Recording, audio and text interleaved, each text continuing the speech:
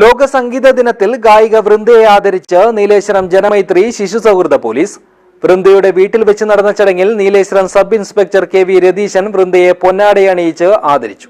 This news sponsored by Unity Center for Medical and Computer Education, Kanhangad, Kasaragod ജില്ല. ജന്മന കാഴ്ചശക്തിയില്ലാത്ത പ്രശസ്ത ഗായികയായ മടിക്കൈ മേക്കാട്ട് സ്വദേശിനിയായ വൃന്ദയെയാണ് നീലേശ്വരം ജനമൈത്രി ശിശു സൗഹൃദ പോലീസ് ആദരിച്ചത്. വൃന്ദയുടെ വീട്ടിൽ വെച്ച് നടന്ന ചടങ്ങിൽ നീലേശ്വരം സബ് ഇൻസ്പെക്ടർ കെ.വി. രതീശൻ വൃന്ദയെ പൊന്നാടയണിയിച്ച് ആദരിച്ചു.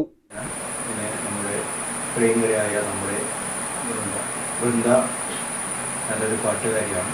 അവളെ ആദരിക്കാൻ വേണ്ടി നീലേശ്വരം സ്റ്റേഷനിലെ പോലീസ് ഉദ്യോഗസ്ഥന്മാരായ ശിശു സൗഹൃദ പോലീസ് സ്റ്റേഷനിൽ ഏറ്റവും നമ്മളെ കൈകാര്യം ചെയ്യുന്ന പ്രതിയും പ്രതിയും പടന്നക്കാട് നെഹ്റു കോളേജ് ഹിസ്റ്ററി വിഭാഗത്തിലെ അവസാന വർഷ വിദ്യാർത്ഥിനിയായ വൃന്ദ നിരവധി വേദികളിലും അമൃത TV, ഫ്ലവേഴ്സ് TV തുടങ്ങിയ ചാനലുകളിലടക്കം പ്രോഗ്രാമുകൾ അവതരിപ്പിച്ചിട്ടുണ്ട്.